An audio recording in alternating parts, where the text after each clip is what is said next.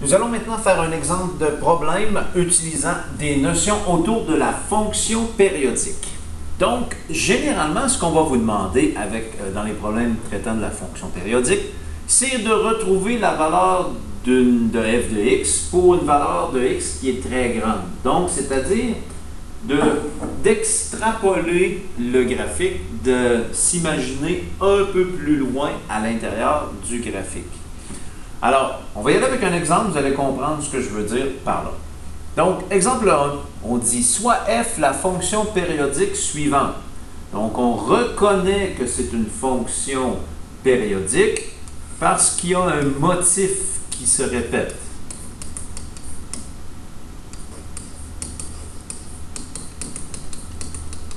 Et ce motif répétitif-là, on va l'exploiter justement pour pouvoir résoudre le problème. On me demande « détermine f de 15 ». Dans le fond, on veut savoir quelle est la valeur de y. Quelle est la valeur de y ici? Je vais juste l'effacer pour être sûr que c'est clair. Donc, on veut savoir quelle est la valeur de y. Ah, on le dit ici. Quelle est la valeur de y lorsque x vaut 15? Dans le fond, on veut savoir à x vaut 15 ici. Donc, c'est ce qui est écrit ici, en parenthèse. Bon, sachant ça, je vais juste refaire la barre du égal ici. Donc, sachant ça, on veut savoir, dans le fond, quelle est la valeur ici de f de x lorsque x vaut 15. Bon, le problème, c'est que présentement, dans mon graphique qui est représenté, x vaut 15 serait peut-être à peu près ici. Donc, bien sûr, on peut s'imaginer que le digraphique se poursuit, donc à peu près de la même façon, donc comme ceci, et on s'intéresse justement à cette valeur-là ici. Quelle est-elle, cette valeur-là, en termes de y?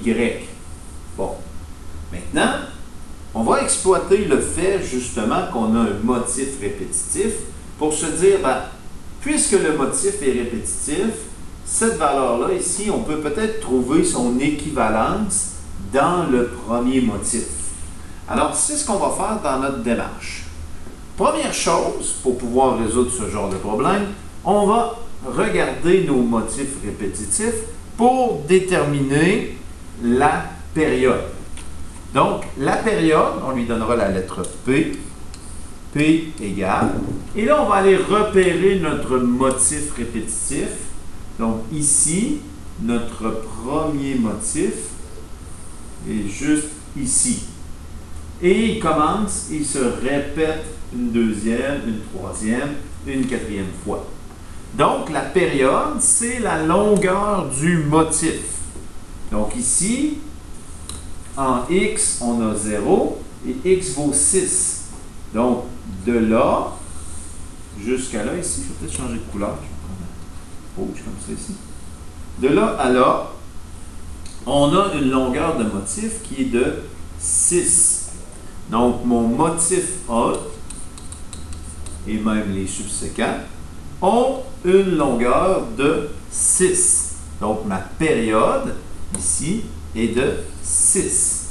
6 quoi? On ne le sait pas, parce que les unités du x ne sont pas définies. Une fois qu'on a ça, pour se rendre à 15, on va utiliser une stratégie de calcul pour savoir il y a combien de motifs complets pour se rendre jusqu'à 15. Donc, présentement, on sait déjà qu'il y en a 2. Mais comment on pourrait le déterminer à l'aide d'un calcul? Parce que parfois, on sera rendu beaucoup plus loin dans notre graphique que le 3e. On pourrait être rendu au 24e, au 36e motif. Donc, il faut déterminer à l'aide d'un calcul combien il y a de motifs complets avant de se rendre à la valeur visée ici, bon, dans l'exercice qui est 15. Alors, déterminer le nombre de motifs complets, donc mon nombre de motifs complets, ce sera la lettre n dans nos expressions, et la valeur du reste pour atteindre la valeur de x. Donc, la valeur de x qu'on recherche, on se rappelle, on veut se rendre à x vaut 15. Donc, pour déterminer mon nombre de motifs complets, n, On prend la valeur de x recherchée, donc nous on veut se rendre à 15, et on va le diviser par ma période ici qui est 6, et les crochets qui sont comme ça ici veulent dire de garder seulement la partie entière du nombre obtenu. Donc, si on prend notre n, 15 divisé par 6, je vais chercher ma calculatrice pour bien l'illustrer. Donc, 15 divisé par 6, ça nous donne 2,5. Donc, crochet 2,5. Gardez seulement la partie entière de ça. Donc, n, mon nombre de motifs, 2,5 la partie entière, on enlève toute la partie décimale après la virgule, sera 2. Donc, on a 2 motifs complets.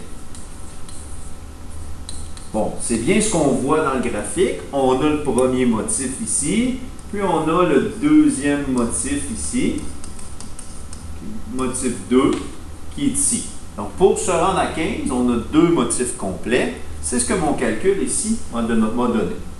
Maintenant, on veut savoir quelle longueur sur l'axe dx ici il nous reste à parcourir. À partir du 12 pour se rendre à 15, on voit tout de suite que, dans le fond, le reste, qu'est-ce qu'il nous reste à parcourir? On le sait que c'est 3 ici, graphiquement, notre reste. Et comment on peut le faire à l'aide d'une expression à partir d'un calcul? Donc, qu'est-ce que je fais? Parce que là, encore une fois, on peut le déduire facilement ici, mais si on était beaucoup plus loin dans mon graphique, on aurait peut-être un problème.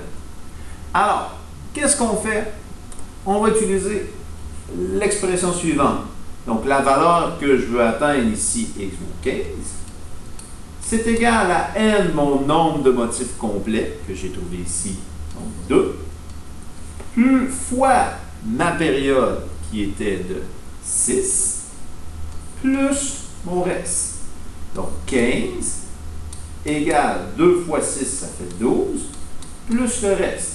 Donc, pour savoir mon reste, moins 12, pour isoler mon R, ce qui fait 3, égale mon reste. Donc, mon reste est de 3. R vaut 3. C'est ce que j'observe graphiquement. À partir de 12 pour se rendre à 15, il me reste 3. Et là, c'est le fait que le motif soit répétitif qu'on va exploiter. Donc, trouver ici la valeur quand x vaut 15 équivaut à quoi? Ben, je pars du début du motif et j'avance de 3 dans mon motif.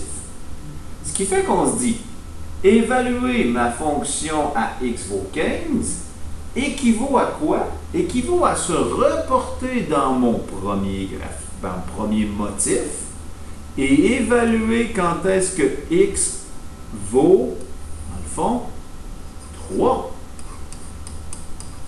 Ici. Donc, évaluer ma fonction à x vaut 15, c'est la même chose que le faire à x vaut 3. Donc, ici, on est où? On est au point 15 et la valeur du y vaut 5. Donc, c'est la même chose, f de 15 vaut 5, f de 3 vaut 5, la valeur de y vaut 5. Donc, c'est pour ça qu'on dit f de x, je vais reprendre le bleu ici, f de,